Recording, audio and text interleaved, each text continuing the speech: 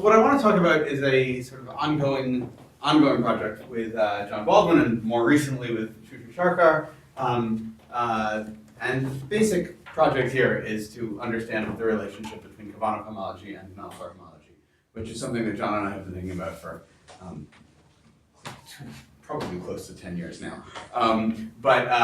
This represents some progress. We'll see, there's not going to be, mostly this is going to be about a conjecture and about how maybe not to prove it and then maybe about how to prove it. But there's still, mostly I want to sort of, we'll see what this conjecture is all about. Okay, so here's the conjecture. Which is that for any link L in S3, let's say with lowercase l components. Okay, so little l is always going to be the number of components in the link. There's an inequality between the Kavanagh homology and the Mathews homology. So what is that going to be? So the claim is that the reduced Kavanagh homology of L, with the dimension of L, with coefficients in some fields, the claim is that this should be greater than or equal to the dimension of the Mathews homology of the knot. Okay, but actually that's a complete lie. So I need to put in a factor of 2 to the L minus 1 before the dimension of the Kavanagh. Okay, and this I think, at least for knots, I think is first written down in a paper of Jake's from back in the day. Maybe it's written. Sort of. I mean, I think I said there were about 6 links that had this property, 6 knots that had this property or something. Well, of course that would have been. But in any case, there are no known counterexamples. And in fact, now, of course, we have a lot more computation that's been done since then. Okay, so now this conjecture really should be stated with coefficients in any field, but mostly I'm going to focus on the situation of Zima 2 because I don't like dealing with signs. It should be noted that if we were going to state this conjecture over a field with characteristic not equal to 2, then one should pay attention about whether you mean even Kavanagh homology or odd Kavanagh homology. And the answer is even, because this fails to be true for odd Kavanagh homology with rational coefficients. There are examples for which this is just simply false.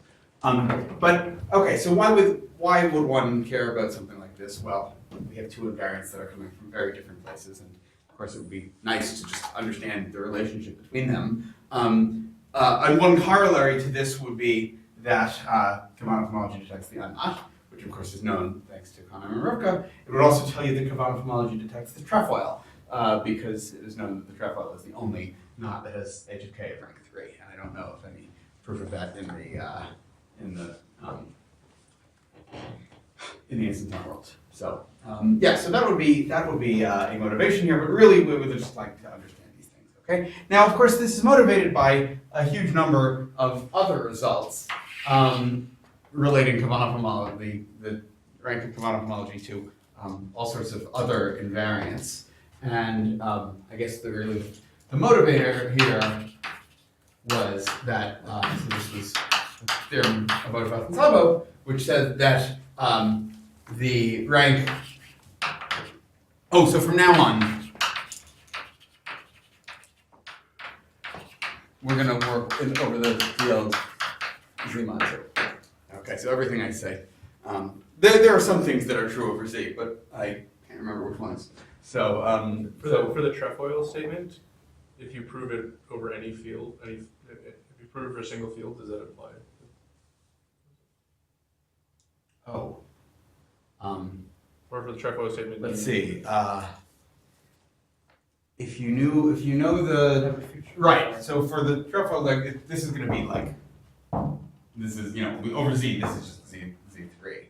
Okay, so this would tell you that the we proved it over Z2. This would tell you that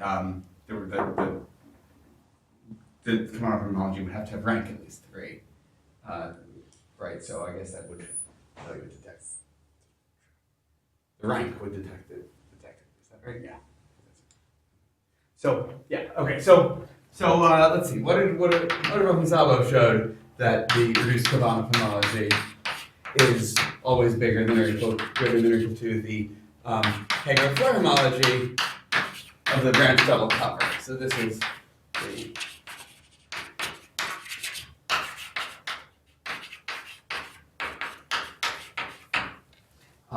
so this is the result that sort of started this whole project. And then there are a whole bunch of other invariants that go here. Okay, so we have like a monopole, an instanton blur of the branch double cover. Both of those are known, so this is the result of Bloom. This is the result of Chris Canduto. There's, of course, the most important one here, which is the instanton knot homology.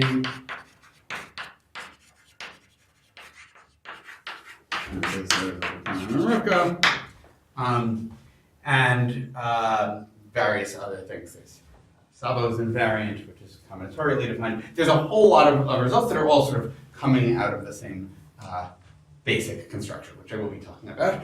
Many of you, I think, have seen this. Somehow non-Floer homology doesn't fit into this picture very easily. Okay, and so what I really want to explain is, number one, why does non-Floer homology not fit into that story? Number two, what is this 2 to the L-1 doing here? I mean, it would be false if it weren't there. I guess that's the main motivation. But really, where is it coming from? And number 3, so what we're going to see is that somehow HFK behaves very differently from the other invariants for a particular reason. And what we're going to try to do is come up with a modified version of Kavanagh homology that might be able to behave a little bit more like HFK and also still be related to the original version. And that's going to that will explain where this to the L-1 should be coming from. And in fact, what we're going to exhibit is a spectral sequence that converges to non-Floer homology and conjecturally has a page that should be Kavanagh homology. And if that were true, would prove this conjecture. So we'll get a more tangible conjecture for how one might prove this, and then we'll then we'll talk a little bit about how one might go about proving it. So that's the basic. Any questions? Okay. Let's see. Okay. All right. So.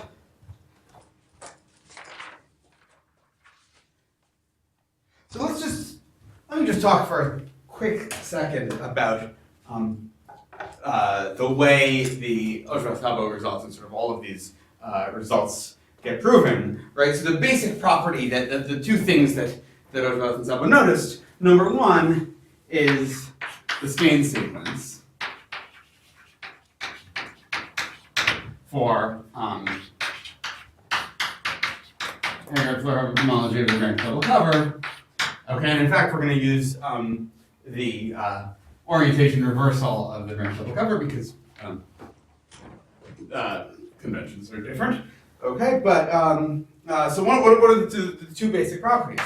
So in general, when I have a link L, I can think about the 2 resolutions, and I think after thinking about this for many years, I have finally figured out how to remember which one is the 0 resolution and which one is the 1 resolution. I could be entirely wrong, but I think that's right. So what does it say? It says that whenever I have 3 links that are locally related by this relation, you see that there is an exact triangle relating. So this is going to be the branch double cover.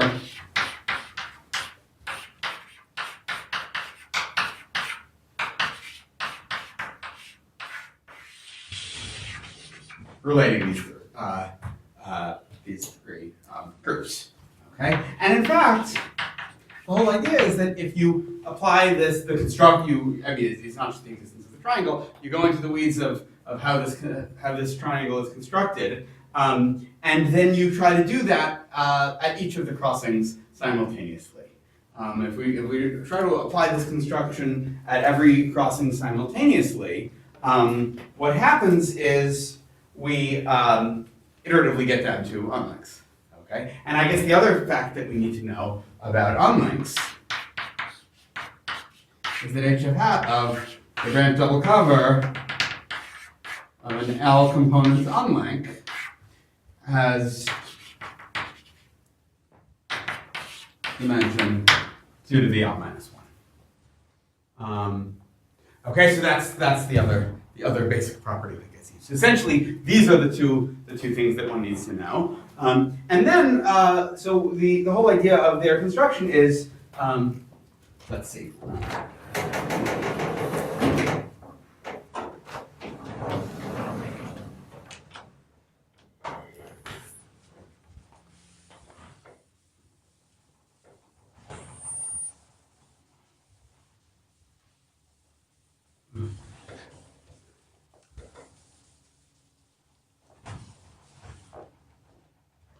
One writes down, so assuming we're given a link that's written, presented by a diagram, given an L and N crossing diagram, I'm going to conflate L with its diagram. What do? Well, we take a chain complex X, which consists of the direct summing over all of the vertices of an n-dimensional cube of the Agard-Flirt complexes of the branch double covers of each of the resolutions. So LV is the complete resolution where that tuple of numbers specifies how to resolve each crossing. Okay, and then you put a differential on here, which is the sum over all v less than or equal to v prime. So this is vertices in the cube of some contribution, and I'm not really going to say what. I mean, these are all coming from counting holomorphic polygons. Okay, and then the whole idea is that the homology, by iterating the construction of the exact triangle, what one sees is that this is isomorphic to a F hat of the branch double cover of the original link. Okay, and then so maybe I should just draw a little picture here. Maybe if there were two crossings, we can think about the vertices of the cube that way, right? And the differentials are defined sort of along all possible rightward pointing paths. Okay, that's what the differential is. Okay, and then the next observation that they make is that this is a filtered complex. It is filtered by, in this case, horizontal position. The number of ones in a position. Okay, so this is filtered. Okay, so then we get a spectral sequence. Okay, and the E1 page of this spectral sequence is the direct sum over all of the, well, so you're just going to, right, there are internal differentials here. I should mention that. Okay, the E1, the D0 differential is just going to count those internal differentials. The E1 page, therefore, is going to be the sum of the homologies. So this is HF hat of. Okay, and miraculously, this, not so miraculously, is actually isomorphic as a group to the Kavana complex.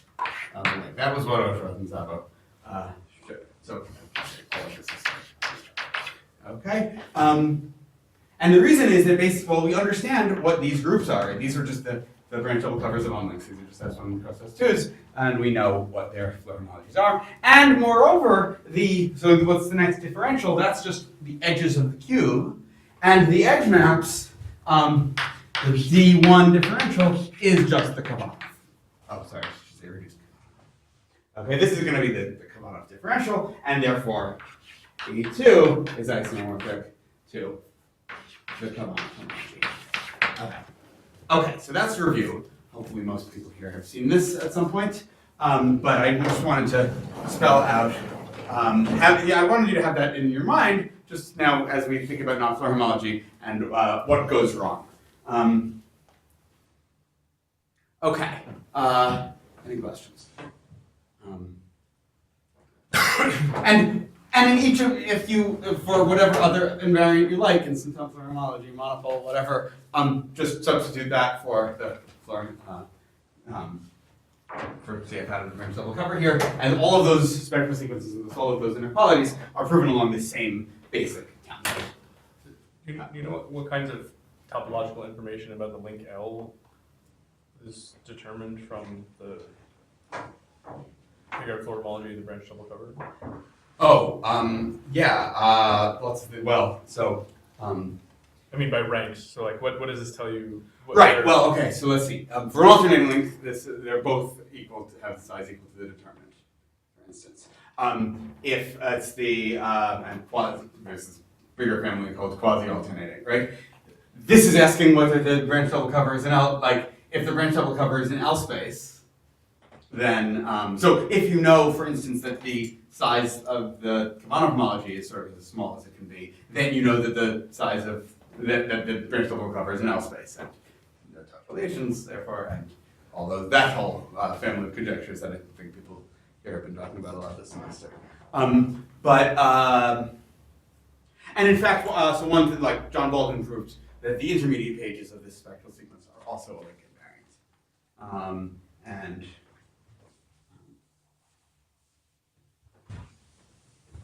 But yeah, I don't know if there's really any like topological information in like, you know, the E4 page of that spectral sequence.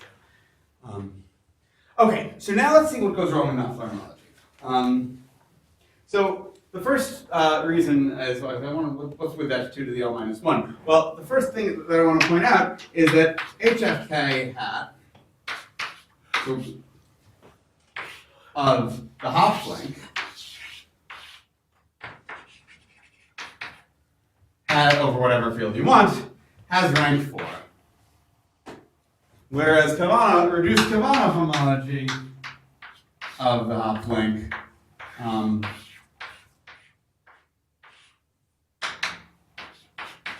has rank 2.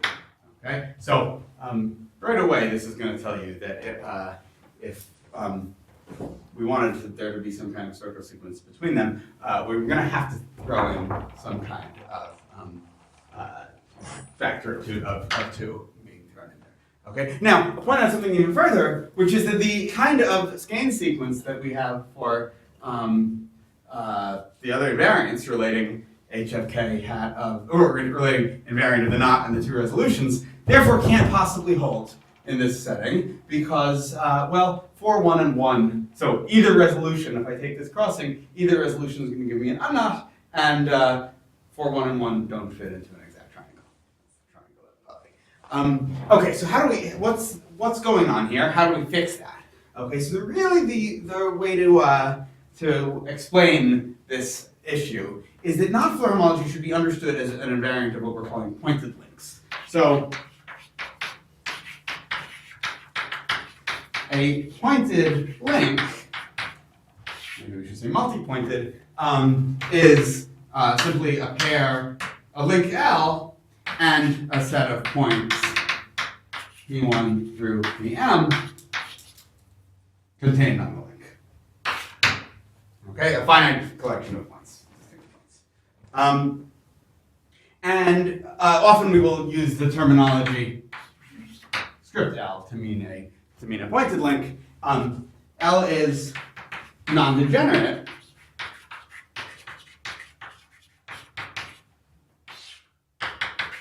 if each component contains at least one point, of the one of the guys. Okay, so that's what we call a non-degenerate appointed link. Okay, now Knopfler homology should really be understood as an invariant of non-degenerate pointed links. Okay, so there's an invariance of non-degenerate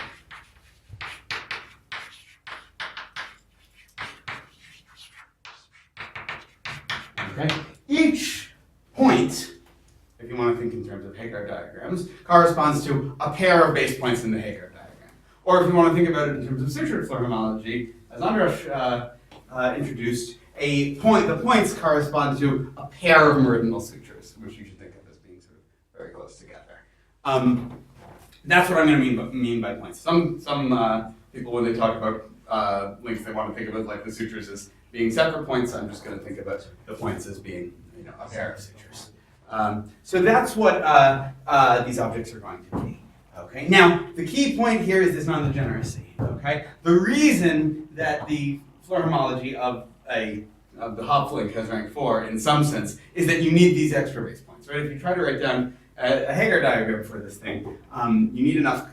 You're going to need enough base points to enough curves to have enough base points to make that work, and you therefore need 4. Okay, so one thing one might think about trying to do is how do you fix this, and how do you could one come up with a Hagar-Floer invariant for more general things, but that's not what we're doing. Instead, what we're going to want to do is, can we cook up a version of Kavanagh homology for pointed links? Okay. Now, so remember what the two basic properties of that sort of suggested the existence of the cubic resolutions spectral sequence were. One was knowing the scaling sequence, and one was knowing the what happens for unlinks. Okay, so let's see what we can do there.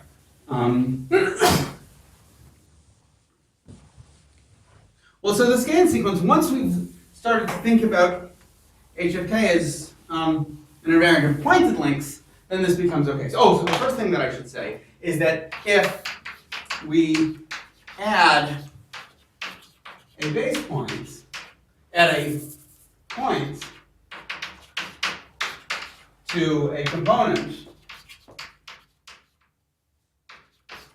which I guess already had one, if we're going to talk about Knopfler homology, we already assume that every component has at least one point. Okay, so if we add a point, maybe I should just say it this way, what we see is that HFK hat of the link with, sometimes I'm going to, bold P is going to mean the set of points. Okay, so P prime is going to be HFK hat of L with P.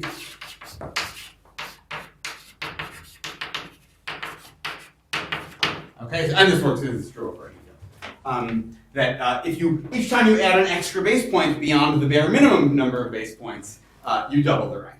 Okay, and typically when we say HFK hat of, this is going to be some notation.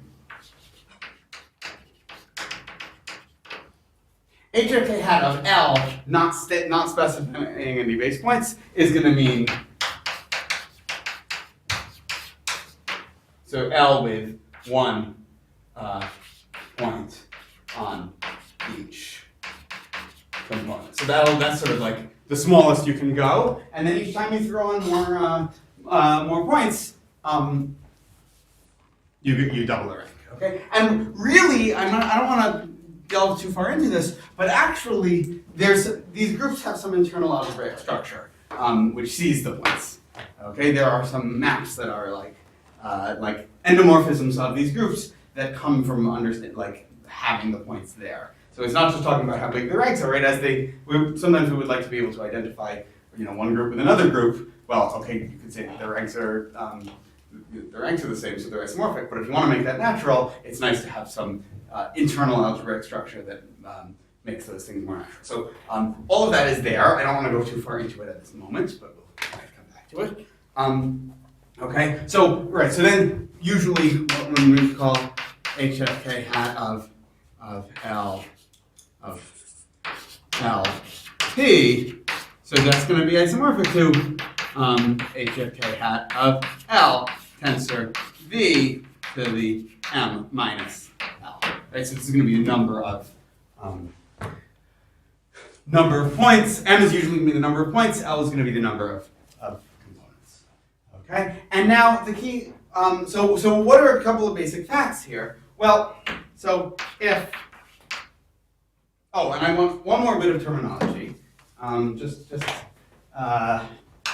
which is that I'm going to denote by, if I have a pointed link L hat is going to mean L union a little unnot far away.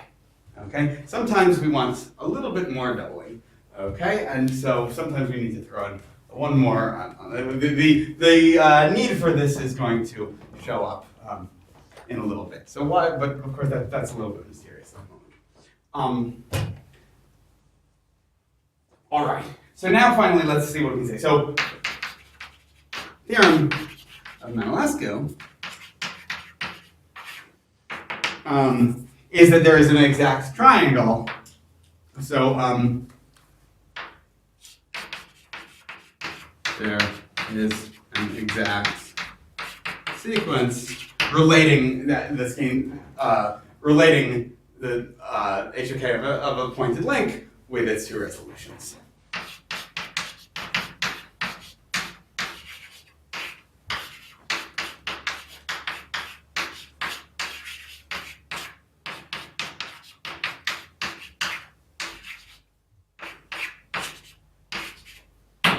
Okay, this is exactly what you would think you should get.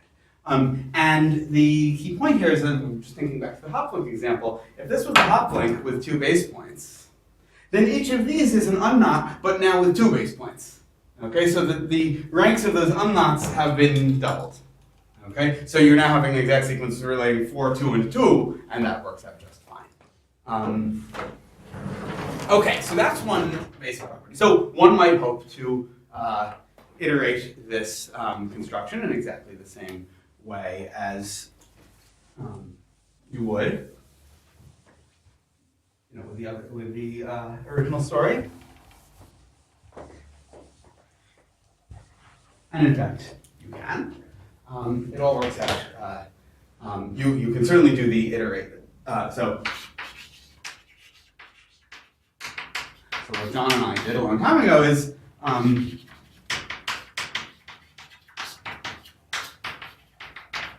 you can iterate this, the construction of this exact sequence to do, at each crossing. Okay, now we're going to see what comes out of that. At the time, what we thought is, well, you can do this, and unfortunately, nothing useful comes out of it. Well, so here's going to be the first observation. For an unlink,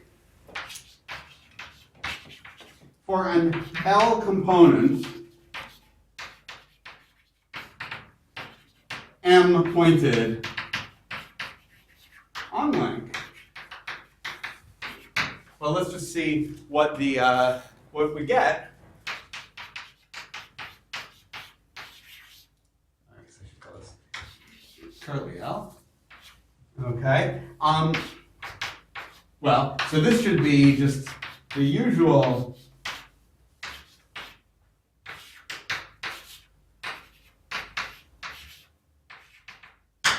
b to the m minus L, okay? But this, of course, is just, this has dimension, this is just h of k of an unlink in the usual way, and this has dimension 2 to the L minus 1. Okay? So 2 to the L minus 1 times 2 to the m minus L, so the dimension is equal to 2 to the m minus 1. Okay? Now that's a little weird. That is weird because, it doesn't depend on the number of components. So that's very different from anything that you typically see in the Kabbalistic story here. Okay, and if you were to try to set up this whole cube of resolutions story and do that whole thing, what would we see? We'd be seeing some kind of cube of resolutions where at each vertex we're getting something of rank of the same rank. Okay, now you can actually figure out explicitly what the edge maps in that cube are. Not useful in some way. If you try to do the usual story, what you get is not it's not an invariant. It doesn't give you the Kovanov bound in following that usual pattern. Okay, and then it was about 2010, and we figured that all out, and then we were dejected for a while and went and worked on other things. Okay. Now the other thing I just want to point out, just for completeness sake, is that the rank of h of k hat of the link with an extra component stuck on is just 2 We've stuck on. We've just done one more little doubling. Okay. I like to think about h of k hat of this the extra component as being somehow the unreduced Knopfler homology, and a good argument for that is Knopfler homology is multiplicative under connected sum, right? This becomes multiplicative under disjoint union. Okay, and because you think about just connected summing the extra components at infinity. Just like the unreduced Jones polynomial is multiplicative under disjoint union, whereas the reduced is multiplicative under. So, but it's going to turn out that this is actually going to play a role in what we're doing. Okay, great. So that exact triangle, what were the number of points on the same. So you leave the points away from the crossings. Right, so it might look like this, for instance. If I did it for the uplink, and I chose a point here and a point here, and then I would have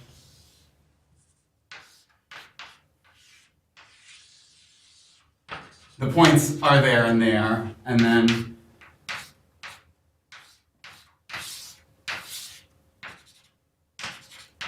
right, the points don't move. Your resolution splits a component that only had 1 point on it, though, so that you have 2 that. Yeah. Okay. So you have to do, in order to do this,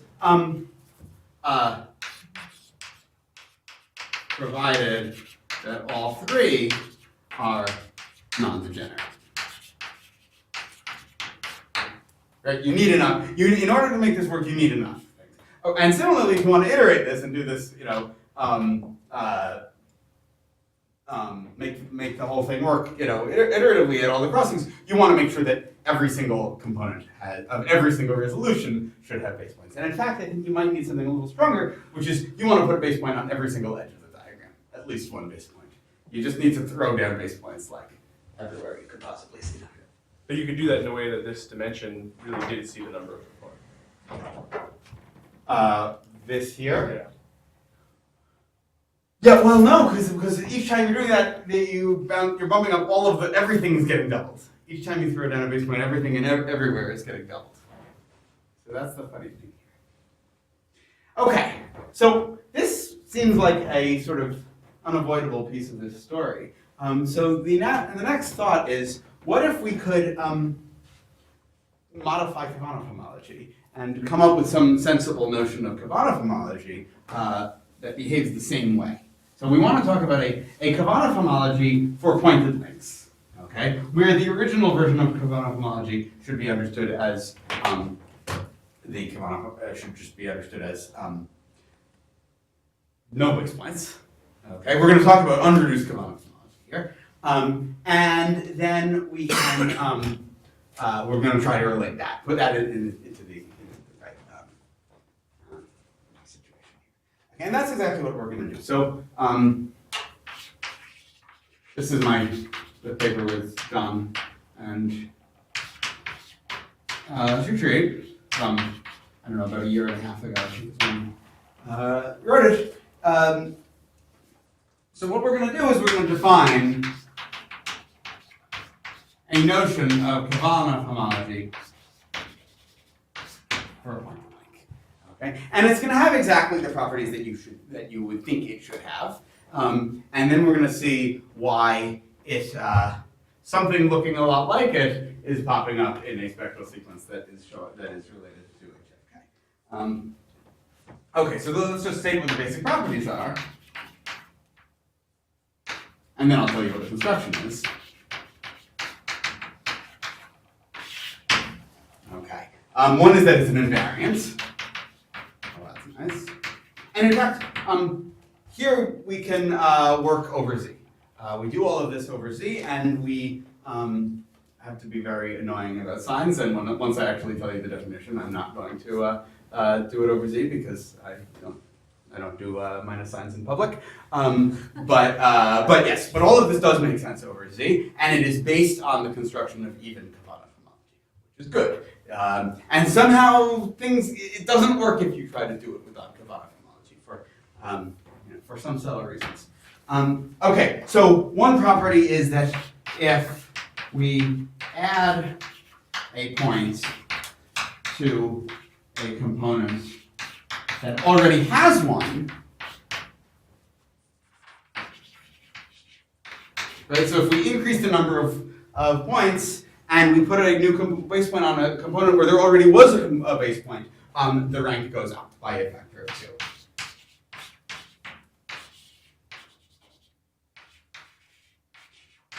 So there's, adding a point, this becomes isomorphic to the combinatorial homology of L with just the original base points tensor a two-dimensional thing. And this is true over any, I guess this is even true over Z. And the second statement is that, in general, if we added a point to a component that didn't already have one, we at most double the rank. Okay, that I guess is the, but it might be smaller than that. Okay, and as a consequence of this, one thing that you can see is that for an, in general, so over any field,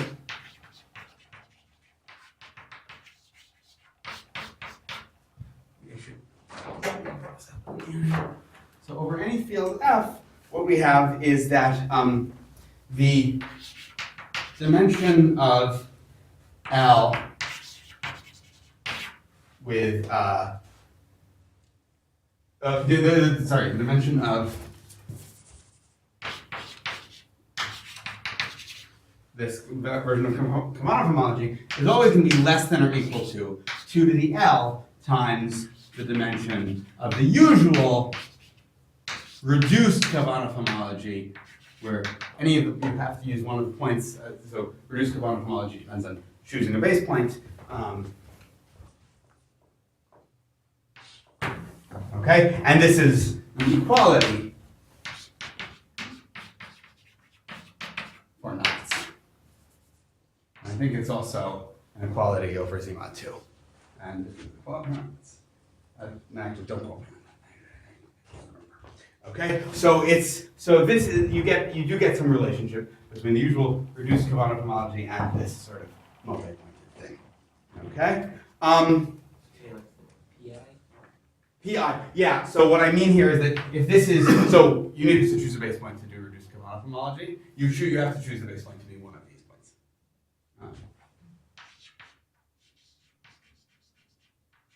This is a lot easier when you have like instead of a blackboard. I guess there's a reason blackboard goals was okay, and then the other key point here is that for an L component M pointed unlink, the dimension of this combinatorial homology is equal to 2 to the M. So assuming that this is L pointed non-degenerate. So if you have base points on every single component, then you get exactly the same kind of behavior as you would get for non-Floer homology. You get just the same rank for every for every unlink. Okay, and basically it's multiplicative under disjoint union, so you really just have to prove this for knots. And in a second, I'll show you what where this comes from, how one constructs this thing. Now that That is unreduced. Oops, yeah, right. So there's no such thing as, there is no version of reduced, there's no reduced version of this story. We don't set any of it, if you want to think about it, in terms of Kavanagh homology, you don't set any of the circles equal to 0, right? You just build this story. So yeah, so that's right. So this is this version of Kavanagh homology, and now don't forget there was something similar in the Knopfler story, right? That was 2 to the m was the unreduced Knopfler homology of an unlink. Okay, so that's really enticing, and in fact, what we should say is that the Floer homology, again, for an unlink, this is actually naturally isomorphic to the Knopfler homology of the unlink. Okay, whenever you have a whenever you have an unlink, it's not just that they have the same rank. As I said, there's some internal algebraic structure there, and using that, you can actually, I can tell you what the isomorphism is. And in fact, you can do that all over Z. Maybe it's natural up to a sign, but you can make all of that work, with signs, and you have to suddenly start paying attention to counting holomorphic disks with signs, and no one wants to do that. Okay, so yeah. Is it inequality where you have 2 to the m or 2 to the n?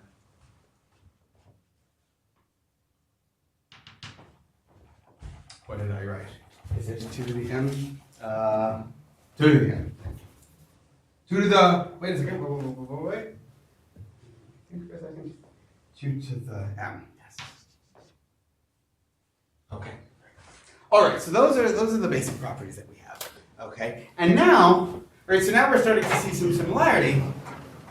And in fact, let me state,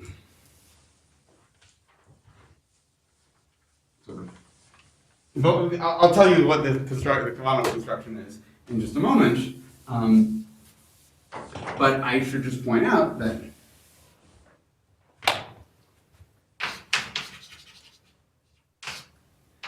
which is that there is a spectral sequence. I'm going to say something kind of vague. Converging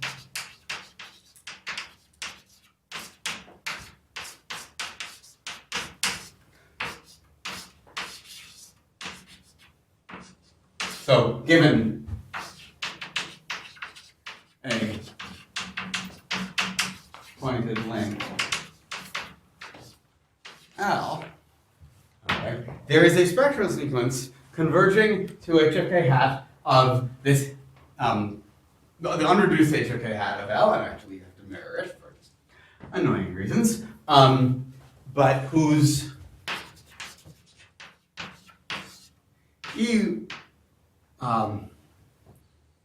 one page.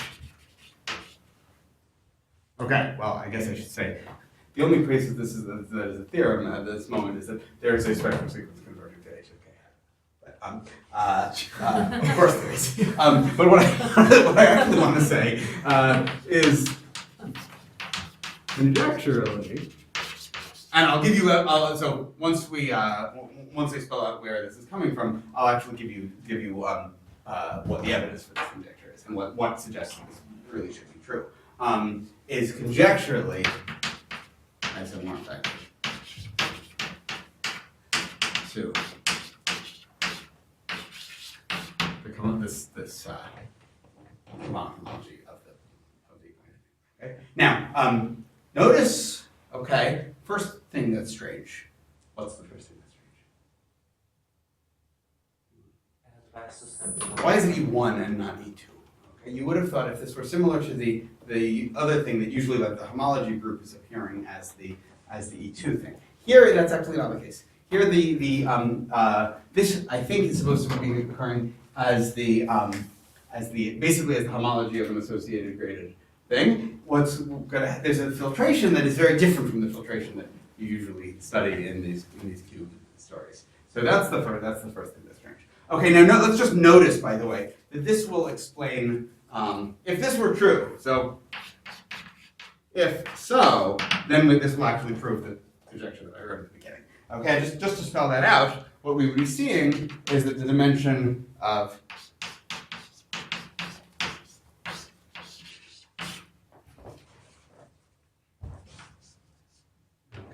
well, let's see, on the one hand, this is equal to 2 to the m minus l plus 1 times the dimension of h of k hat of L itself with no extra base points. And on the other hand, when the spectral sequence would be telling me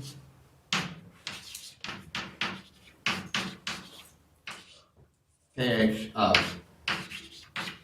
this thing, and then that basic property that I spelled out would be telling you that 2 to the m times the dimension of the unreduced, of the sort of reduced, okay, you get this whole sequence of inequalities. And that would be exactly right, so then just now divide by 2 to the m, and then you get exactly what you needed. So this at least would explain the presence of that 2 to the l minus 1 in that original conjecture that I stated. Okay, and that's what I okay, so, questions?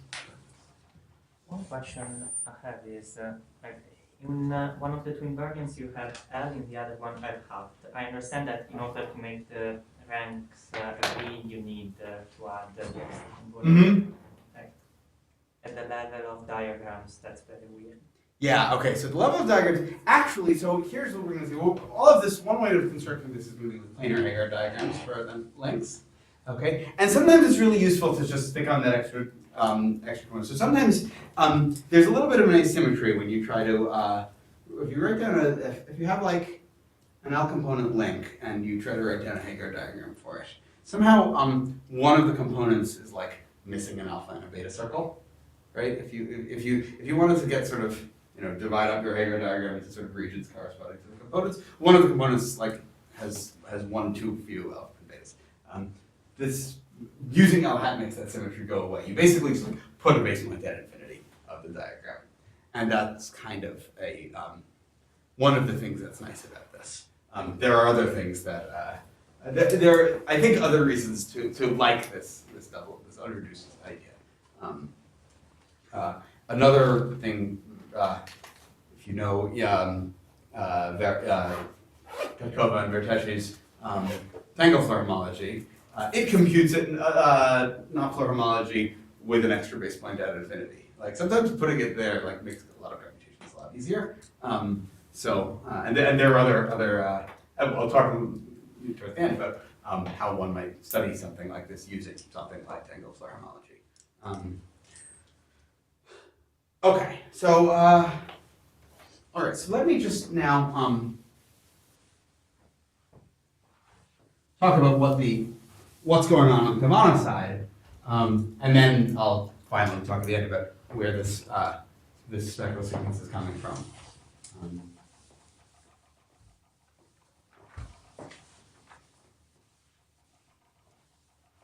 Okay, and I'm going to do all of this over month 2, but it can be done with signs. I just the signs are unpleasant. Okay, so the basic idea is as follows. So given a length diagram, L, and a point P on L,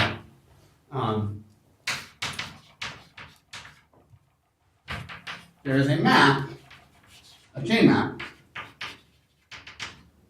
which I'm going to call C sub P from the complex of L to itself. Okay, and what is this? Well, this is some people have probably seen this before. I'm just going to do this in an example. Let's say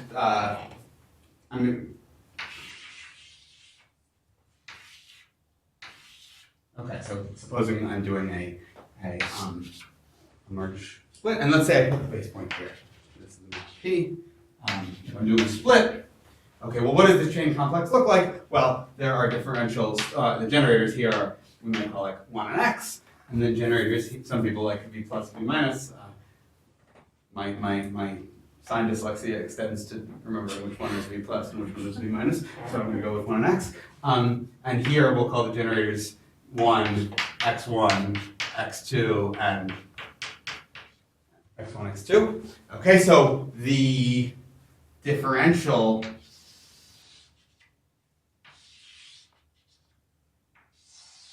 really, actually, this is the notation coming from that's sort of suggested by odd-Kavanagh homology. Okay, and if you want to think about this as with signs, x1 and x2 should be commuting variables. Not it shouldn't be. If you did odd-Kavanagh homology, you would think about this as being exterior algebra. But if you want to do it with even Kavanagh homology, these should be commuting variables. That's okay. So anyway, so what's the chain map? Well, it's going to be multiplication by x on whichever component contains the base point. So here it's just multiplication by x, and here it's multiplication. Oh, assuming I'm calling this one like x1 and this one x2, it's going to be multiplication by x1, x2.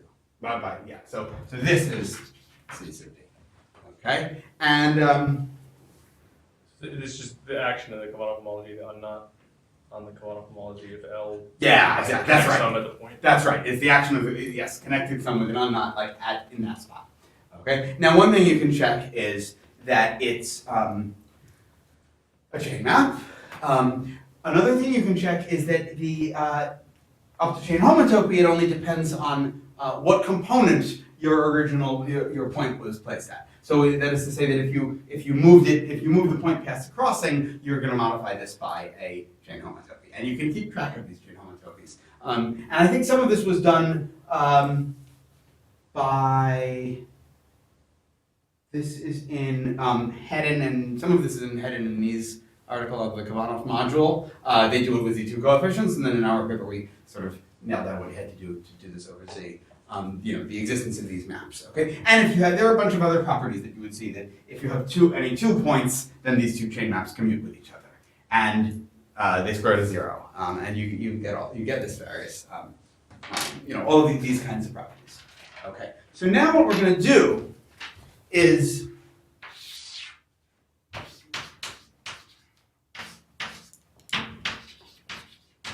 let's call the points P1 through Pm. We're going to define this to be the original Kavanagh complex of the link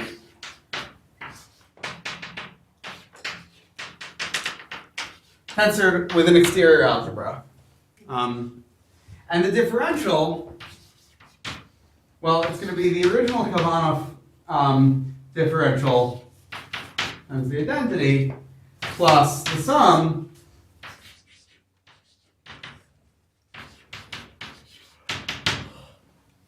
of these endomorphisms tensor yi.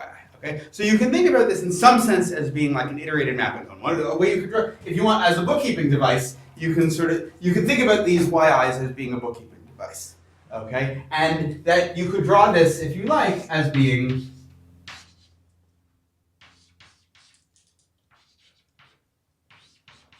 let's say there were two base points.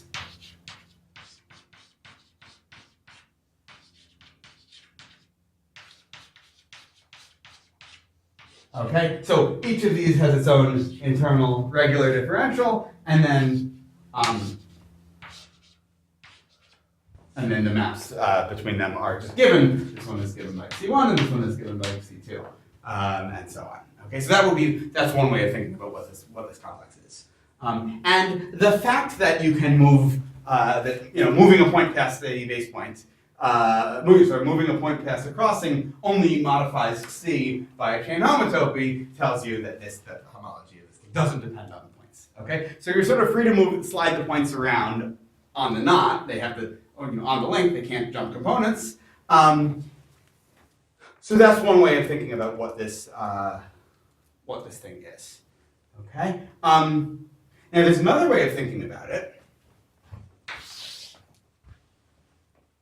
which is what if you could also think about it as having the cube structure that's coming from the Kavanagh cube, right? So that is to say, I'm taking each of these things, these groups here, okay, and I am tensoring each one of them with an exterior algebra, okay, and I'm putting on a sort of internal differential on that complex, okay, right? So now, so another way to think about it.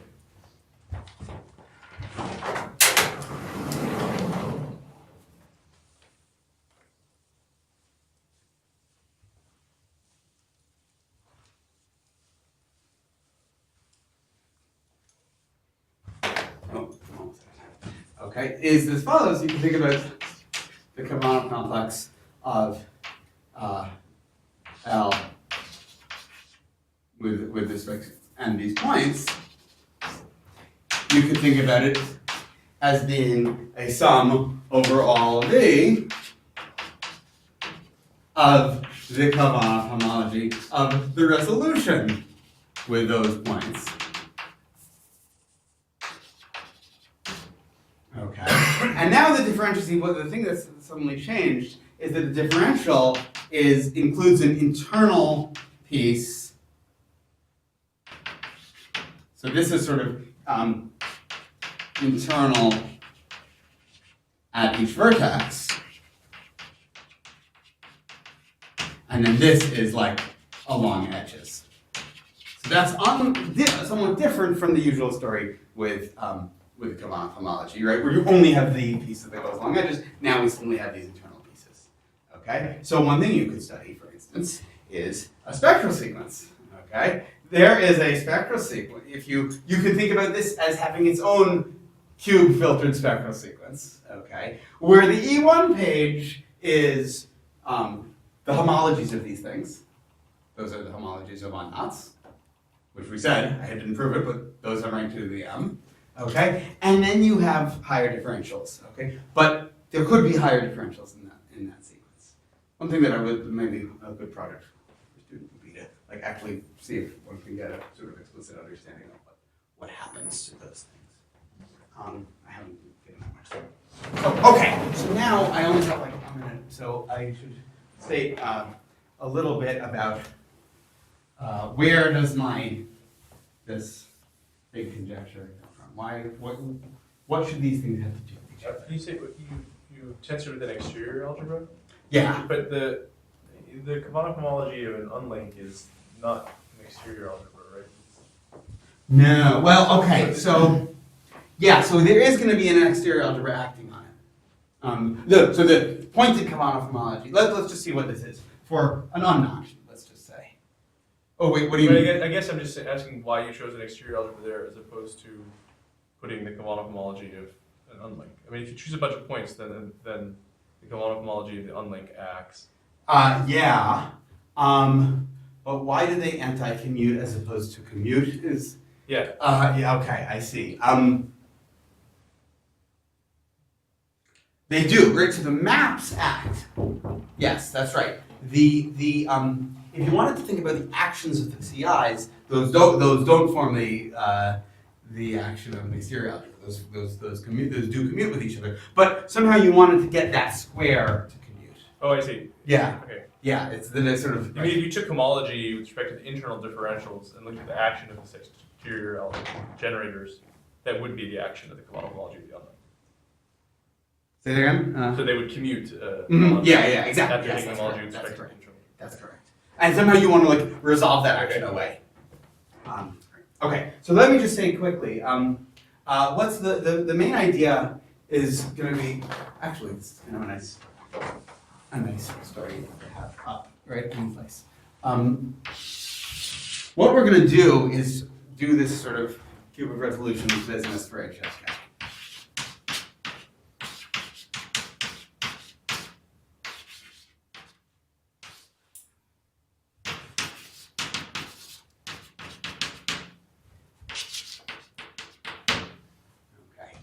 Now it turns out that each of these groups has its own bi-grading, has its own Alexander and Maslov gradings on it.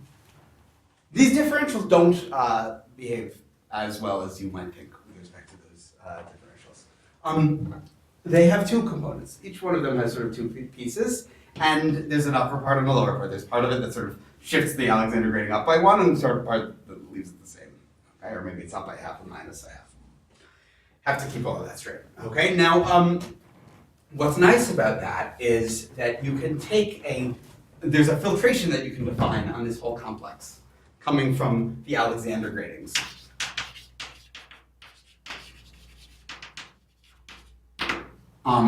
Which gives a filtration,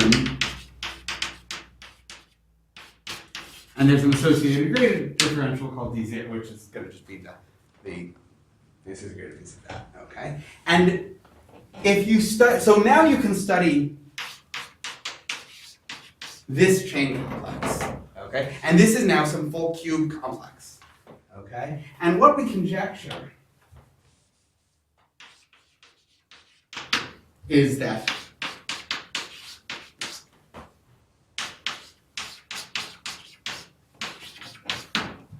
this is where, so this is a cube complex, and this is a cube complex, right? Each of these is sort of modeled on the cube, okay? And you can form the sort of the cube spectral sequence where you look at first you take homology at the vertices, and then you look at the edges, the edge maps, and the theorem is that the E1 page, if I look at this chain complex, and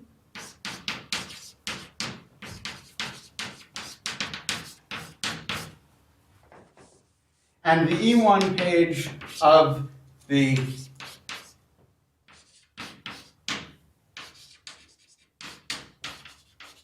cube filtration on here, these are actually isomorphic as chain complexes.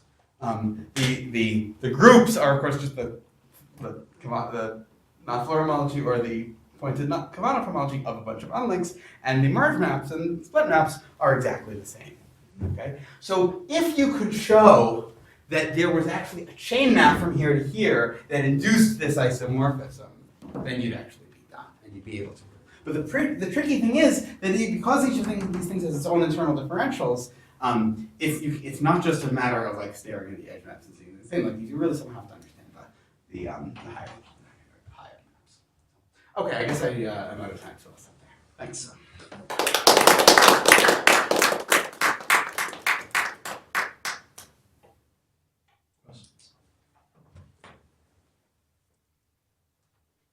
So, I mean, can you calculate this, the sort of two things in examples and see that they're the same? I mean, only in very small examples, right? Like, of course, right, the whole definition of this thing isn't going to involve all the rectangle maps, and you would have to understand it on the Hager diagram level. What I want to do, I think that the solution to this is going to, in some sense, turn on some kind of ordered, like, crossing by crossing description of this, using maybe tangle floor homology or something like, something similar just in the traditional like bordered sutured setting over here. And I suspect something that the categorifiers don't know yet. I've talked a little bit with some people about this, and it would be nice to know what exactly, there should be some Kavanagh side equivalent that should map over to here, but I'm not sure it's actually one of there are various different things that are out there for ways to compute Kavanagh homology, like crossing by crossing. I'm not sure one of the currently existing ones is there. So that's sort of the direction that I want to go with this. What happens when you add gradings to pieces in the spectral? Yeah, so gradings are annoying. One of the things that's annoying about the non-floor thing, of course, is that if you want to, you can't. The bi-grading doesn't work on the whole exact triangle, right? Because the bi-grading depends on knowing orientations. And once you throw out, if you're doing this unoriented scaling sequence, you can't orient all three. What about the delta grading or something? The delta, yeah. So the delta grading is the grading that works here. The delta gradings on each of those things become sort of the homological grading on this J complex. Yeah. So right. So the conjecture should say that the this inequality in ranks should hold delta grading by delta grading. Right. And that would come out of this. If all of that worked, then the delta gradings do match up. But somehow I think it's good that you like lose the other gradings, because like those should So like if I look at the the spectral sequence on the right-hand side over there, the sort of cube spectral sequence on, yeah, that one.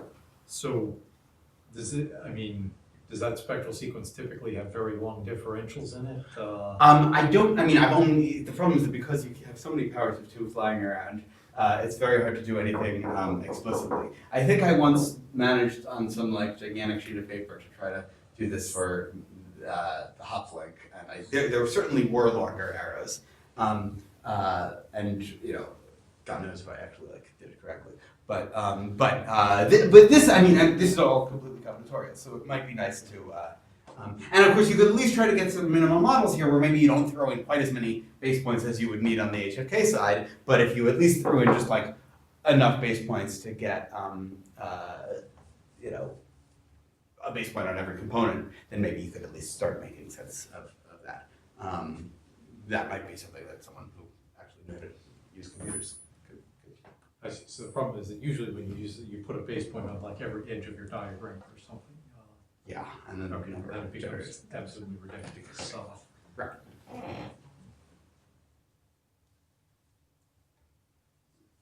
All right, let's not count them again.